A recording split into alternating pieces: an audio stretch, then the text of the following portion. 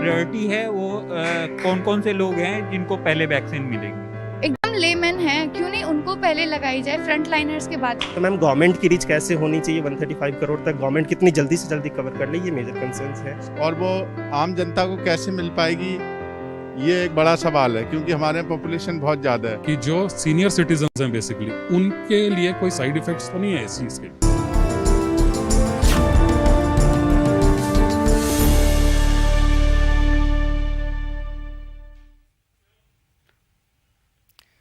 नमस्कार, India science की खास पेशकश प्रश्नकाल में आप सबका स्वागत है। आपके साथ मैं हूं मानवर्धन कंठ और आज प्रश्नकाल में आपके सवालों का जवाब देने के लिए हमारे साथ स्टूडियो में मौजूद हैं वरिष्ठ चिकित्सक डॉक्टर अंशुमान कुमार। डॉक्टर अंशुमान, आपका बहुत बहुत स्वागत है। डॉक्टर साहब, पिछले एक हफ्ते से कई राज्यों में अचानक से कोरोना के केसेस बढ़ते जा रहे हैं। कई जगह तो लॉकडाउन लगाने के संकेत भी मिल रहे हैं। ऐसे में आपकी क्या प्रतिक्रिया है? जब तक नोवल कोरोना वायरस था, नया था और किसी भी देश या मुल्क से बाहर था या नहीं आया था, तब तक लॉकडाउन की प्रक्रिया समझ में आती थी जी। लेकिन आज लॉकडाउन का मतलब लोग वही समझ लेंगे, पूरी तरह से बंद। उस लॉकडाउन का अब कोई रोल नहीं है। अच्छा, इसका दूसरा क्या तरीका हो सकता है? हाँ, जब जहाँ केसेज बढ़े उसको माइक्रो कंटेनमेंट जोन में कन्वर्ट करना है। मतलब जहाँ केसेज वहाँ के लोग बाहर ना निकले और वहाँ पे लोगों की आवाजाही बंद कर दी जाए। मतलब बाहर से लोग वहाँ ना जाए, वहाँ से लोग बाहर ना निकले, ना कि पूरे स्टेट या पूरे कंट्री को फिर से लॉकडाउन किया जाए। अच्छा, किसी खास जगह पे जहाँ केसेज ज़्यादा हो। डॉक्टर साहब, ऐसा देखा जा रहा है कि उन जगहों पर जहाँ शुरू में कोरोना के मामले बहुत तेज़ी से बढ़े थे, उन्हीं जगहों में वापस कोरोना के मामले देखे जा रहे हैं। क्या कोई ऐसा पैटर्न है जो रिपीट हो रहा है? आप क्या कहना चाहेंगे? देखिए, बहुत साइंटिफिक चीज़ आपने पूछी जी। भारत में केरला और फिर कोस्टल आप ट्रेस करते हैं, उधर से होते हुए गोवा से होते हुए महाराष्ट्र, गुजरात, उसी तरह से फिर नॉर्थ की तरफ केसेज आए थे और फिर केसेज ईस्ट की तरफ गए, जो बिहार और ईस्टर्न स्टेट्स में गए। वापस रिकवरी भी उसी फेज में आपने देखा होगा और फिर उसी तरह से कोस्टल एरिया केरला, महाराष्ट्र, गुजरात, इसी तरह से केसेस चालू हो रहे हैं। ये बताता है कि किस तरह से लोग इन्फेक्ट हुए, रिकवर हुए और जहां लोग रिकवर होंगे वहां स्ट्रेन चेंजेज होंगे, क्योंकि वायरस आपके इम्यून सिस्टम को रीड करके अब अपने आप में बदलाव करता है, संरचना में बदलाव, और नए स्ट्रेन के वायरसेज अब या तो इन्फेक्टेड लोग या नए लोगों को दोबारा इन्फेक्ट करने लगा, तो वहाँ नंबर ऑफ केसेस बढ़ेंगे। ये वायरस का नॉर्मल, जिसको हम एपिडेमियोलॉजी कहते हैं, यही तरीका होता है। डॉक्टर साहब, एक कॉलर हैं हेमा मेरठ से। हेमा जी, आप तक हमारी आवाज़ जा रही है? जी नमस्कार सर। नमस्कार, आपका बहुत स्वागत है प्रश्नकाल में। आप पूछिए अपना प्रश्न हेमा जी। जी सर, मैं ये जी पूछिए। हेलो, दोबारा अपना प्रश्न पूछिए हेमा जी। हेमा जी, लगता है उनसे संपर्क टूट गया हमारा। डॉक्टर साहब, हाँ, कह रहे थे आपकी एक पैटर्न जो रिपीट हो रहा है उसके पीछे कुछ खास वजह है, जिसमें एक वजह होता है कि कोरोना के स्ट्रेन चेंजेस, दूसरा पॉपुलेशन में हर्ड इम्यूनिटी, तीसरी बात होती है माइग्रेशन ऑफ पॉपुलेशन।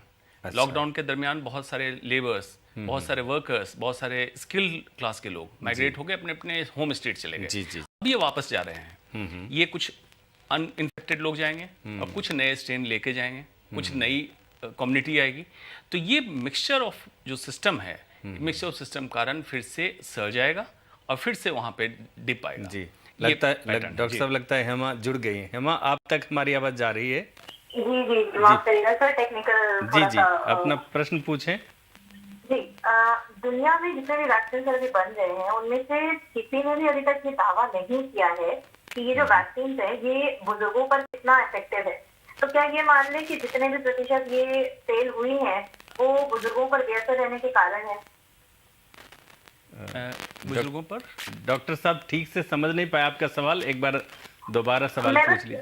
आसान भाषा में बस ये जानना चाह रही हूँ कि जितने भी प्रतिशत वैक्सीन अभी असफल हुए हैं या असफल माना जा रहा है, क्या उसे इसीलिए असफल माना जा रहा है क्योंकि बुजुर्गों पर वो असर नहीं कर पाए? क्योंकि देखिए, अभी तक किसी भी वैक्सीन ने दावा नहीं किया कि पूरी तरह से बुजुर्गों पर ये काम कर रहा है या इफेक्टिव है अपना। नहीं, बुजुर्गों से सवाल। जी, बुजुर्गों, अब सीधा मैं ये समझूं आपका सवाल है कि बुजुर्गों को वैक्सीन कितनी कारगर है। किसी शोध में तो डिक्लेयर नहीं किया है, लेकिन कितनी कारगर है आप ये जानना चाह रही हैं? जी, यानी कि जो वैक्सीन अभी तक सफल नहीं हो पाई है, क्या वो परसेंटेज यही है कि भाई वो बुजुर्गों पर काम नहीं कर पा रहे, इसीलिए उसे असफल माना जाए? जी बिल्कुल। देखिए, जब वैक्सीन का ट्रायल हो रहा होता है, खास करके फेज 3 ट्रायल, उसमें वॉलंटियर जो लेते हैं उसमें बच्चों को और वृद्ध को वॉलंटियर नहीं लिया जाता है फेज 3 ट्रायल में। उसका कारण ये है, कहीं कोई अगर अनटूवर्ड साइड इफेक्ट हो, यंगस्टर्स में फाइट करने की क्षमता ज़्यादा होती है, तो ट्रायल में उन्हीं को वॉलंटियर लिया जाता है, जिसमें एज बार हम कहते हैं, एज लिमिट लगा दीजिए, किस एज से नीचे नहीं लेना, किस एज से ऊपर नहीं लेना। इसलिए ट्रायल में कभी भी बुजुर्ग को नहीं लिया जाता, इसमें भी नहीं लिया गया। इसलिए बुजुर्ग का रिजल्ट में आपको नहीं दिखेगा कि बुजुर्ग कितने लोग हैं। लेकिन अभी तक काफ़ी बुजुर्गों, खास करके जब से ओपन किया गया 60+ का, तब से काफ़ी लोगों को वैक्सीन लग चुका है, साइड इफेक्ट नहीं देखा गया है। और एग्जैक्ट इसका परिणाम दिखेगा जब बूस्टर डोज लगने के 2 महीने बाद एंटीबॉडी का टेस्ट करेंगे, तब इसका परिणाम दिखेगा। डॉक्टर साहब, हेमा जी, आपको आपके सवालों का जवाब मिल गया होगा मेरे ख्याल से। हमारा संपर्क टूट गया। डॉक्टर साहब, आपने हर्ड इम्यूनिटी की बात की, तो ऐसा कई लोगों के मन में सवाल आता है कि जब हर्ड इम्यूनिटी डेवलप हो रही है, फिर वैक्सीन की क्या आवश्यकता है? जी, हर्ड इम्यूनिटी एक जटिल समस्या कह सकते हैं। समस्या इसलिए कि मेडिकल साइंस में हर समय समीकरण से मेडिकल साइंस नहीं चलता है। 2+2 4 होगा, कोई ज़रूरी नहीं है। हर्ड इम्यूनिटी बिल्कुल ठीक बात है कि वायरस का जब ब्रॉड लेवल पे इन्फेक्शन स्टार्ट हो जाता है तो हर्ड इम्यूनिटी, हर्ड मतलब झुंड, और इम्यून प्रतिरोधक क्षमता बन गई। ये सही है कि हर्ड इम्यूनिटी बन रही थी। सीरो सर्वे में भी दिखाया, पुणे में 85% तक एंटीबॉडी मिला, दिल्ली में 56% एंटीबॉडी मिला। लेकिन क्या ये सस्टेन्ड एंटीबॉडी है? पहला सवाल नहीं है। मतलब 2 महीने के बाद भी एंटीबॉडी की मात्रा रही है। मुझे लग रहा है डॉक्टर साहब आपसे सवाल करना चाह रहे हैं रोहित जी, सूरत से। रोहित जी, आप तक हमारी आवाज़ जा रही है? जी सर स्वागत है रोहित जी आपका प्रश्नकाल में। हाँ जी सर, नमस्कार सर। नमस्कार। मेरा सवाल ये है, क्या HIV से संक्रमित मरीजों को वैक्सीन दी जानी चाहिए या नहीं? अभी HIV संक्रमित मरीजों का कोई डाटा नहीं है और कुछ भी स्पेशली उनके लिए नहीं कहा गया, इसलिए अभी उनको अलग कैटेगरी में रखा गया। जैसे बच्चों को नहीं इंक्लूड किया गया वैक्सीनेशन प्रोग्राम में, इसलिए HIV को इंक्लूड नहीं किया गया है। जैसे जैसे हमारा रिसर्च आ रहा है, क्योंकि देखिए वैक्सीन की इम्यूनिटी को सिस्टम को समझना होगा। वैक्सीन दे के आपके इम्यून सिस्टम को चैलेंज किया जाता है, चैलेंज करने के बाद एंटीबॉडी आप बनाते हैं। HIV में क्या होता है, CD4 काउंट जो बॉडी के अंदर है, जिससे प्रतिरोधक क्षमता बनेगी, वही ऑलरेडी डैमेज है। तो उसमें क्राइटेरिया जब भी बनेगा तो CD4 काउंट के बेसिस पे क्राइटेरिया बनेगा कि कितने से ऊपर हो तब वैक्सीन देंगे और ये वैक्सीन कारगर हो जाएगी। अन्यथा क्या हो सकता है, 2 संभावना हो सकती है, वैक्सीन कारगर ना हो, मतलब असर ना हो, या कोई गलत प्रभाव हो जाए। इसको देख के तब महीने 2 महीने में उनको भी इंक्लूड कर लेना होगा। रोहित जी, आपको प्रश्न का उत्तर मिल गया? जी सर, बहुत धन्यवाद प्रश्नकाल में हमसे जुड़ने के लिए। डॉक्टर साहब, बड़ों को तो टीका लगना शुरू हो गया है, अब लोग जानना चाहते हैं बच्चों को कब टीका लगेगा, उसके बारे में क्या जानकारी है? बच्चों को जैसा मैंने बताया फेज 3 ट्रायल में, जैसे वृद्ध को नहीं रखा गया था, बच्चों को भी नहीं रखा गया। अब बच्चों में इम्यून मॉड्यूलेशन बहुत अच्छा होता है, इसलिए आपने देखा होगा national immunization programme, universal immunization programme के तहत पोलियो, DPT, MMR, इसके टीके बचपन में ही लगा दिए जाते हैं। क्योंकि बच्चों में आपने एंटीजेनिक लोड दिया और बच्चे इम्यून मॉड्यूलेशन कर लेते हैं, उसके अगेंस्ट प्रतिरोधक क्षमता बना लेते हैं। अब 2 सवाल आ रहे हैं। एक जो आपने पहले पूछा, कॉलर हैं हिना दिल्ली से, उनसे सवाल ले लूं डॉक्टर? जी बिल्कुल। हिना जी, आपका स्वागत है प्रश्नकाल में। Hello sir, good afternoon. Good afternoon जी, पूछिए अपना सवाल। मैं ये जानना चाह रही थी डॉक्टर साहब से कि 2 वैक्सीनेशन है, अभी वैक्सीन जो बनी हुई है हमारे देश में, तो फिलहाल प्राइवेट हॉस्पिटल में वैक्सीनेशन शुरू हो चुका है, तो क्या हमारे पास ऑप्शन होगा कि हम दोनों वैक्सीन में से कौन सी वैक्सीन लगवा सकते हैं? देखिए, ये सरकार तय कर चुकी है और सारे हॉस्पिटल जो चिन्हित किए गए हैं उसमें पता है कि किसमें कोविशील्ड सप्लाई हो रही है, किसमें कोवैक्सीन सप्लाई हो रही है। ये ट्रायल का प्रोसेस इसीलिए किया जाता है कि वैक्सीन कारगर हो और वैक्सीन सुरक्षित हो, तभी जाके मार्केट में लाएं। ये दोनों हो गया। और कोवैक्सीन का भी जो एक सवाल या निशान हो रहा था कि ट्रायल का रिजल्ट नहीं आया, अभी मार्केट में कैसे आ गया, उसका रिजल्ट आ गया फेज 3 ट्रायल का, तभी जाके इसको मार्केट में लाया गया। और अस्पताल चिन्हित हैं, प्राइवेट और सरकारी दोनों में, किस अस्पताल में कोविशील्ड है, किस अस्पताल में कोवैक्सीन है। जहाँ तक बात है साइंटिफिक डाटा की, दोनों का डाटा बिल्कुल पुख्ता है, स्ट्रांग है। लेकिन कहीं भी किसी दर्शक को मन में शंका हो, आपको जिस वैक्सीन से तसल्ली हो उस अस्पताल को चिन्हित करके चिन्हित अस्पताल को चुने और जाके लगवा लें। डॉक्टर साहब, आप बता रहे थे कि बच्चों को जी के लिए खास तौर पर तो वैक्सीन कब तक एक आएगी? संभावना हो सकती है कि बच्चों में इतना कोरोना का संक्रमण हुआ है, इम्यून मॉड्यूलेशन के कारण बच्चों में एंटीबॉडी टाइटर से डेवलप हो चुका। दूसरी संभावना हो सकती है कि वैक्सीन लगाने के बाद कितने बच्चों में डेवलप होता है, मतलब वाकई इसमें जरूरत है, बच्चों में नहीं है। तो इसका डाटा जब तक सरकार अपने रिसर्च के बाद नहीं निकालती तब तक बच्चों को टीकाकरण में शामिल नहीं किया गया है। कुछ बच्चों के लिए बनाई जा रही है वैक्सीन कहीं? जी, मैसेंजर आरएनए वैक्सीन जो जैसा सुना था मॉडर्ना का बनाया है, इंडिया में भी 2-3 कंपनी कर रही।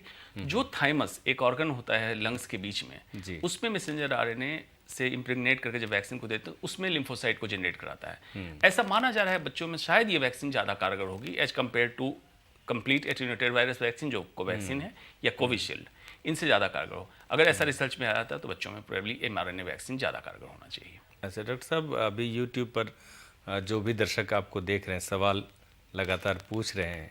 एक दर्शक जानना चाहते हैं कि जिनको लिवर की प्रॉब्लम है या किडनी की प्रॉब्लम है, ऐसे जो गंभीर बीमारी से ग्रस्त हैं, उन लोगों के लिए कोरोना टीकाकरण सजेस्टिव है या नहीं? बिल्कुल, उनके लिए खास करके लगवाना ही है। जिनको लिवर की समस्या है, किडनी की समस्या है, कैंसर है, डायबिटीज या हाइपरटेंशन या हार्ट डिजीज, ऐसे लोगों में कोरोना के संक्रमण होने के बाद अति गंभीर रूप लेने की समस्या ज़्यादा रहती है। इसलिए उनको पहले प्रतिरोधक क्षमता बना के उनको सेफ हमें सिक्योर करना है, जिसके लिए 20 पैरामीटर्स बनाए गए हैं। सूची निकाली गई किन किन को जाके जो वृद्ध नहीं है लेकिन 45 साल से ऊपर की उम्र है, कोमॉर्बिडिटीज हैं, उनमें लिवर किडनी डिजीज भी है, उनको लगवाना है। जी, एक कॉलर जुड़े हैं विकास रोहतक से। विकास जी। जी सर, नमस्कार। नमस्कार जी, अपना प्रश्न पूछिए। सर, मेरा सवाल है कि टीका लगवाने से पहले हमें डॉक्टर से क्या पूछना चाहिए, उन्हें क्या बताना चाहिए? जी बढ़िया, बहुत अच्छा सवाल है। देखिए, सबसे पहले तो आप अपनी मेडिकल हिस्ट्री पूरी तरह डिस्क्लोज करें, कुछ भी छुपाने की जरूरत नहीं है। जैसे आप और कोई दवा लेते हैं नहीं लेते हैं, खास करके लंबे समय से कोई दवा ले रहे हों, किसी चीज़ से एलर्जी की समस्या तो नहीं है, कोई लंबी बीमारी से ग्रसित तो नहीं है, या पहले कोई बीमारी ऐसी हुई है जैसे किसी का इलाज हुआ है, जैसे कैंसर का इलाज हुआ हो या डायलिसिस कभी की गई हो। अगर इस तरह की कोई भी चीज़ हो तो मेडिकल हिस्ट्री, मतलब आपको हो सकता है लगे कि ये वैक्सीनेशन के लिए इंपॉर्टेंट नहीं हो, लेकिन आप बताइए ज़रूर। उसका डॉक्यूमेंट होना बहुत ज़रूरी है कि कोरोना टीका लगाना, इसका डिसीजन, निर्णय लेना और उससे होने वाले साइड इफेक्ट को मैनेज करना, इस पर बहुत आधारित है। इसलिए आप डिस्क्लोज कीजिए। और जो डॉक्टर से जानना है, ये जानना है कि टीका लगने के बाद किन किन सावधानी को देखना है, किन किन लक्षण को देखना है और कब आके दूसरे टीके को लगवाना है और क्या आपको एहतियात बरतना है, ये डॉक्टर से जाने। आरती एक कॉलर जुड़ी हुई है मुंबई से। आरती जी, बहुत बहुत धन्यवाद सर। स्वागत है आपका प्रश्न काल में। अपना प्रश्न पूछिए आरती जी। हेलो जी जी, आपकी आवाज हमें मिल रही है आरती जी। तो मेरा सवाल है, कोरोना वैक्सीन लगाने के बाद शरीर में क्या क्या लक्षण दिख सकते हैं? देखिए, आमतौर पे वैक्सीन बिल्कुल सुरक्षित है, ज़्यादा साइड इफेक्ट्स नहीं देखे गए। अब तो काफ़ी लाख लोगों को लग चुका वैक्सीन। आमतौर पे जहाँ पे वैक्सीन लगता है, सबसे पहले तो मैक्सिमम लोगों इंक्लूडिंग डॉक्टर्स में जो मैंने देखा, ये देखा कि लोग घबराए हुए रहते हैं वैक्सीन लगने से पहले, और कई लोगों का बीपी शूट किया, इंक्लूडिंग डॉक्टर्स जिनको कभी हाइपरटेंशन नहीं था लेकिन वैक्सीन लगने के बाद बीपी बढ़ गया, मानने लगे कि बीपी बढ़ गया है वैक्सीन लगने के कारण। ऐसा नहीं होता है, वैक्सीन का कोई भी ब्लड प्रेशर से लेना देना नहीं है, स्ट्रेस के कारण। तो सबसे पहले दिमाग से पैनिक निकालें वैक्सीन लगवाने से पहले। लगने के बाद इंजेक्शन साइट पेन, जहाँ पे इंजेक्शन लगा वहाँ थोड़ा दर्द हो सकता है, हर वैक्सीन का है, इसमें भी होगा। हो सकता है हल्का फीवर हो, बॉडी एक, शरीर में थकान या दर्द का महसूस होना, जिसको आमतौर पे बॉडी एक या मलेज कह के हम सोचते हैं। सोर थ्रोट हो सकता है, या जनरल माइल्जिया लाइक सिम्टम्स, मतलब लगे कि आपको कोई सर्दी खांसी बुखार जैसा हो रहा है, ये साधारण है। अगर बुखार 48 घंटे के बाद भी बरकरार रहे तो आप डॉक्टर को मिले, आमतौर पे 48 घंटे के अंदर, और 100-101 से नीचे ही बुखार रहेगा, इसके बाद खत्म हो जाएगा। अगर वैक्सीन का बुखार है, उसके बाद रहता हो या 101 से ऊपर जाता हो तो अपने डॉक्टर से संपर्क करें, जिन्होंने वैक्सीनेशन टीम के डॉक्टर या आपके जो फिजिशियन हैं उनसे मिले। डॉक्टर साहब, यूट्यूब पर एक और सवाल आ रहा है जी। हमारे दर्शक पूछना चाह रहे हैं कि उनकी दादी को अभी टीका लगवाया गया था और उन टीका लगाने के बाद रैशेज आए हैं, क्या करना चाहिए उनको? जी, रैशेज अगर माइल्ड हैं तो कोई भी घबराने की जरूरत नहीं है, आमतौर पे चले जाते हैं 6-8 घंटे में। अगर परसिस्टेंट है, मतलब बना हुआ है रैश अगर हुआ है, तो फिजिशियन को दिखाएं, एंटी एलर्जी जो मेडिसिन होती है, टैबलेट होती है, उसको देंगे और ठीक हो जाएंगे। अच्छा डॉक्टर साहब, आप कैटेगरिकली बता दीजिए हमारे दर्शकों को कि टीका लगवाने से पहले और टीका लगवाने के बाद किन किन बातों का ध्यान रखा जाए? जी, सबसे पहले जैसे मैंने कहा कि टीका लगवाने से पहले मेडिकल हिस्ट्री डिस्क्लोजर बहुत जरूरी है। जी। सारी बातें तसल्ली से चाहे तो आप फ़ोन के नोटपैड में या पेपर पे नोट कर लें डॉक्टर को बताने के लिए, क्योंकि आमतौर पे डॉक्टर के सामने आते ही आप भूल जाते हैं, ये कॉमन प्रॉब्लम होती है। उसके बाद टीका लगवाने से पहले आप ये देख लें कि आपको कोई बुखार हाल फिलहाल में तो नहीं रहा है, अगर रहा है तो उसकी जानकारी देनी है। और दूसरा, पैनिक ना करें। जो सबसे कॉमनली मैंने देखा है जिसका कहीं कोई नोट डाउन नहीं है, वो पैनिक, इंक्लूडिंग डॉक्टर्स को, कि कोरोना से जितना खतरा लोगों को डर नहीं था, उससे ज़्यादा कोरोना वैक्सीन से। डॉक्टर साहब, आपकी इजाज़त हो तो रेखा से जुड़ जाओ। रेखा कोलकाता से प्रश्न पूछना चाह रही है। रेखा जी, नमस्ते सर। स्वागत है प्रश्नकाल में। नमस्कार, आप अपना प्रश्न पूछिए। जी सर, दरअसल दिसंबर में मुझे कोरोना हुआ था। मैं ठीक हूँ, काफी बेहतर हूँ। तो मैं ये जानना चाह रही थी कि क्या ये वैक्सीन लगवाने की मुझे जरूरत है? जी, अभी तक एडवाइजरी में यही है कि इरेस्पेक्टिव ऑफ इन्फेक्शन स्टेटस, मतलब आपको कोरोना हुआ है या नहीं हुआ है, आपको वैक्सीन लगाना है। उसकी वजह समझ लीजिए, कोरोना होने के बाद भी जो प्रतिरोधक क्षमता बनी उसमें IgG, इम्यूनोग्लोबुलिन जी बहुत लंबे समय तक नहीं देखा गया। तो ऐसा माना गया था कि दोबारा होने का, संक्रमण होने का खतरा बना रहेगा, इसलिए टीकाकरण आपको भी रिकमेंडेड है। डॉक्टर साहब, आप बता रहे थे कि टीकाकरण से पहले किन बातों का ध्यान रखना है? उसके बाद पैनिक नहीं होना है। जी। उसके बाद जब टीका लग जाए तो आपको ऑब्जर्वेशन में 30 मिनट से 40 मिनट रखा जाएगा। उसमें क्या ऑब्जर्व करना है? किसी तरह के रैसेज तो नहीं आ रहे हैं, चक्कर तो नहीं आ रहे हैं, ईचिंग मतलब शरीर में खुजली का होना ऐसा तो नहीं हो रहा है, आंख में जलन या बुखार जैसा महसूस होना, थकावट महसूस, ऐसा तो नहीं हो रहा है। या अगर ऐसा हो रहा है तो इंस्टेंट वहीं पे जो टीम होती है उनको बताना है, आपका पल्स और बीपी चेक किया जाएगा। अगर नॉर्मल है तो माइल्ड सिम्टम्स हैं। घर जाने के बाद इन्हीं सिम्टम्स को 48 घंटे तक ऑब्जर्व करना। अगर 48 घंटे तक लक्षण नहीं कुछ आते हैं साइड इफेक्ट्स के, तो हम मान लेते हैं कि वैक्सीनेशन से आपको कोई तकलीफ नहीं होने वाली है। यही लक्षण आपको सेकेंड डोज में, बूस्टर डोज में भी करना है, कि कोई जरूरी नहीं कि फर्स्ट डोज में रिएक्शन हो, सेकेंड डोज में रिएक्शन हो सकता है। तो रिएक्शन के लिए आपको एहतियात रखने की जरूरत है। कुछ लोग अलग अलग बीमारियों का इलाज करा रहे होते हैं, खास करके मेरे साथ तो कैंसर के रोगी जुड़े होते हैं।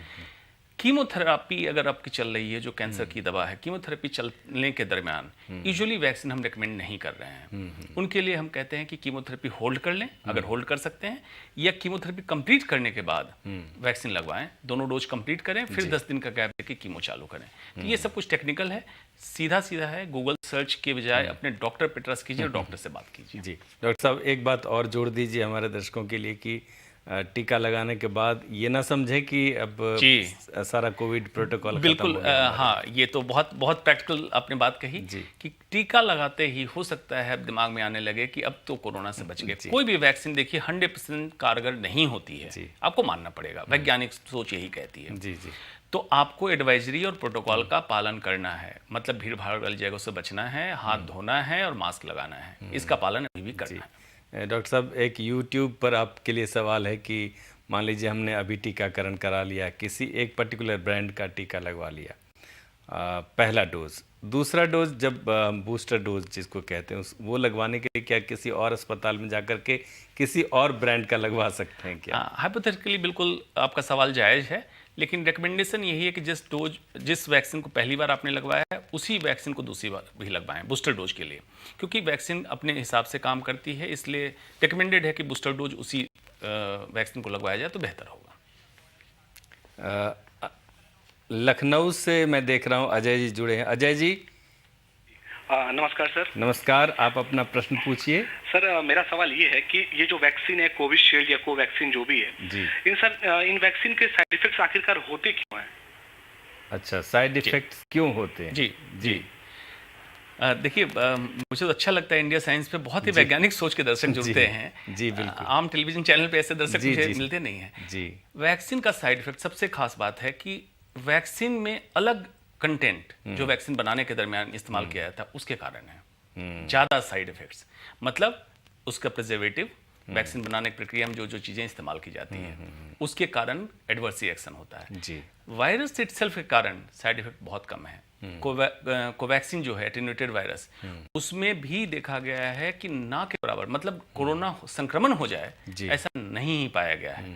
दूसरे वायरल वैक्सीन में जरूर प्रॉब्लम थी कि वैक्सीन देने के बाद वही बीमारी हो गई, तो हम मानते थे वायरस कंपोनेंट के कारण हुआ, न कि इसके कंटेंट, अलग कंटेंट के कारण। लेकिन कोरोना वैक्सीन में जो देखा गया है साइड इफेक्ट्स, वो अलग अलग कंटेंट्स हैं जिसके कारण थोड़े बहुत साइड इफेक्ट्स हो रहे हैं, जो एलर्जिक साइड इफेक्ट्स ही हैं। डॉक्टर साहब एक कॉलर हैं दीपिका नासिक से। दीपिका जी, दीपिका जी आप तक मेरी आवाज़ जा रही है? लगता है कट गया। डॉक्टर साहब मुझे याद है जो प्रश्नकाल हमने शुरू किया था प्रोग्राम, तो पहली बार जब आप आए थे हमारे स्टूडियो में, तो बातचीत के क्रम में आपने कहा था कि जैसे कोरोना वायरस है वैसे ही उसी वायरस का उपयोग हम उसके टीका में भी करते हैं। जी जी। तो इसलिए शायद ज़्यादा सुरक्षित है, मतलब क्योंकि एटेन्यूएटेड हो या जैसा भी हो वो सुरक्षित है, वो कोई और नुकसान करने की कोई संभावना नहीं है कि इन्फेक्शन से जैसे आपके बॉडी को चैलेंज मिला, तो कोरोना वायरस इन्फेक्शन में चैलेंज के साथ साथ डैमेज भी होगा। जी। वैक्सीन में चैलेंज मिलेगा लेकिन डैमेज नहीं होगा। तैयारी रहेगी, तो आपकी तैयारी पूरी करा देगा जी, जी। बिना आपको कोई क्षति पहुंचाए। जी जी। रोहित जी जुड़े हैं लखनऊ से। रोहित जी। हेलो जी रोहित जी नमस्कार सर। मेरा नमस्कार। सवाल था जी, सपोज कि मैं कोरोना की डोज ले लेता हूँ और उसके बाद मुझे नए स्ट्रेन का कोरोना हो जाता है, तो फिर उसका क्या मतलब रह गया जो मैंने कोरोना वैक्सीन ली है? जी, ऐसा तो हो सकता है ना? बिल्कुल बिल्कुल बिल्कुल हो सकता है। इवन सेम स्ट्रेन का भी कोरोना हो सकता है और नए स्ट्रेन का भी हो सकता है, दोनों बातें हैं। इसलिए वैक्सीन की कारगर क्षमता जो है 100% नहीं कही गई है। नए स्ट्रेन की होने की पॉसिबिलिटी ज़्यादा लग रही है। जो अभी जितने भी नए स्ट्रेन ब्राज़ील, अफ्रीका और यूके से निकले हैं उनमें उनका रिसर्च भी आया नहीं है, तो ये लग रहा है कि उसमें होने की संभावना ज़्यादा है कंपेयर टू पुराने स्ट्रेन। लेकिन पुराने स्ट्रेन में जीरो संभावना है ऐसा नहीं, इसीलिए बार बार कहा जा रहा है कि एडवाइजरी और प्रोटोकॉल का पालन करें। वैक्सीन लेने के बाद ये ना सोच ले आपको 100% सुरक्षित हो। बिल्कुल बिल्कुल। डॉक्टर साहब, दीपिका आप तक हमारी आवाज़ जा रही है? जी बिल्कुल सर। दीपिका नासिक से हैं डॉक्टर साहब, आपका स्वागत है दीपिका जी। जी बहुत बहुत धन्यवाद सर। मेरा सवाल ये है कि कोरोना की वैक्सीनेशन लेने के बाद हमारी जो बॉडी है उसमें एंटीबॉडी कब तक डेवलप होती है? कितने दिनों बाद? हाँ, 48 घंटे बाद बॉडी को चैलेंज मिलने के जिस दिन आपका फर्स्ट डोज लगा, 48 घंटे बाद एंटीबॉडी की बनने की प्रक्रिया चालू हो जाती है। 7 से 10 दिन में ये पीक की तरफ, मतलब ऊपर की तरफ बढ़ने लगता है। और ये इसीलिए 28वें दिन बूस्टर डोज रखा गया है कि तब जाके पहली डोज की मैक्सिमम चरम सीमा पहुंच जाती है और बूस्टर डोज हम देते हैं। मतलब फिर से चैलेंज दे दिया और वैक्सीन बनने की, एंटीबॉडी बनने की प्रक्रिया वैक्सीन लगने के बाद और बढ़ने लगी तेजी से। और एक मानक क्षमता जितनी हम निर्धारित कर चुके हैं कि इतने एंटीबॉडी से लेवल से ऊपर हो तब आप सुरक्षित हैं, ये बूस्टर डोज के बाद डेवलप हो जाता है। तो 28 दिन मतलब बूस्टर डोज लगने के 10वें दिन के बाद हम मान लेते हैं कि जो मैक्सिमम लेवल हमें अचीव करना था वो हम कर चुके हैं। ये है पूरा थ्योरी इसका एंटीबॉडी। डॉक्टर साहब, अब समय तो समाप्त होने वाला है, लेकिन मैं अब अपनी जिज्ञासा भी आपके सामने रखूं। 2 प्रश्न पूछना चाहूँगा इससे पहले कि हम दर्शकों से विदा लें। पहला सवाल डॉक्टर ये कि अभी खबर आई है कि किसी खास तरह के ब्लड ग्रुप में संक्रमण का खतरा ज़्यादा रहता है या किसी खास तरह के ब्लड ग्रुप में कोरोना संक्रमण का खतरा कम रहता है, इस बारे में आपकी क्या राय है? दूसरी बात, मैं एक इकट्ठे सवाल पूछ लूँ कि 11 मार्च को शिवरात्रि है और हरिद्वार में शाही स्नान होगा, तमाम तरह के लोग जाएंगे वहाँ, उन लोगों के लिए आप क्या कहना चाहेंगे? इन दोनों बातों का आपसे। अब कोरोना इन्फेक्शन का पूरे वर्ल्ड में डाटा बहुत इकट्ठा हो गया। उस डाटा को पूल करके जब हम देख रहे हैं तो किस खास ब्लड ग्रुप में देखा गया कि मैक्सिमम पेशेंट, जैसे उदाहरण के तौर पे बताता हूँ, चीन से जब डाटा निकला था पहले तो देखा गया था अधिकतम पेशेंट जिनकी मौत हुई विटामिन डी की कमी देखी गई। अच्छा। तो पहले ऐसा मान लिया गया था कि विटामिन डी की कमी होना एक मौत का कारण है, जबकि ऐसा नहीं था। बाद में निकला संयोग वैसा ऐसा रहा जिनकी मौत हुई उनमें विटामिन डी डेफिशिएंट था। सिमिलरली अभी डाटा आया है कि सर्टेन ब्लड ग्रुप में कोरोना इन्फेक्शन केसेस ज़्यादा रहे। क्या ये पॉसिबिलिटी भी हो सकती है इसमें कि उस ब्लड ग्रुप के लोग उस कंटिनेंट में ज़्यादा पाया जाता है और उनका इन्फेक्शन ज़्यादा हो रहा है?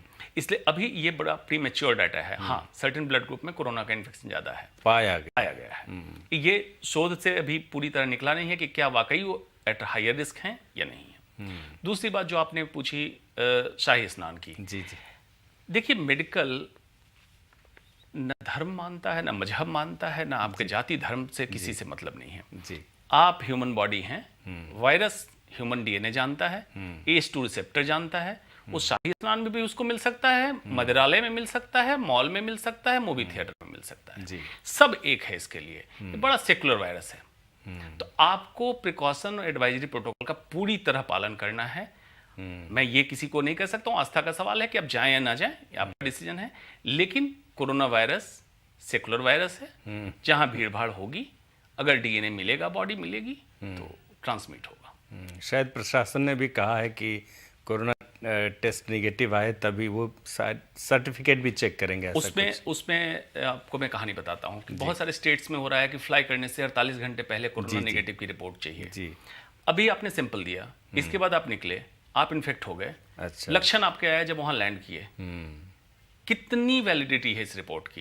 एज ए डॉक्टर मैं कहता हूं कि नेगेटिव रिपोर्ट बिफोर 48 आवर्स या विद इन 48 आवर्स की क्या मानक क्षमता है? अच्छा, ये कोई सिक्योरिटी आपको नहीं देता है कि आप इन्फेक्टेड हैं या नहीं हैं। यस, नो रिपोर्ट से बेटर है सम रिपोर्ट, कुछ रिपोर्ट, इतना ही आप कह सकते हैं। लेकिन कुल मिला के कोविड प्रोटोकॉल का पालन करें, कोविड प्रोटोकॉल का पालन करें, ये माना हुआ है, इसमें जी। कोई डिस्प्यूट नहीं है, उसका पालन करें और शाही स्नान पे भी वो लागू है। जी। डॉक्टर अंशुमान कुमार, आपका बहुत बहुत धन्यवाद।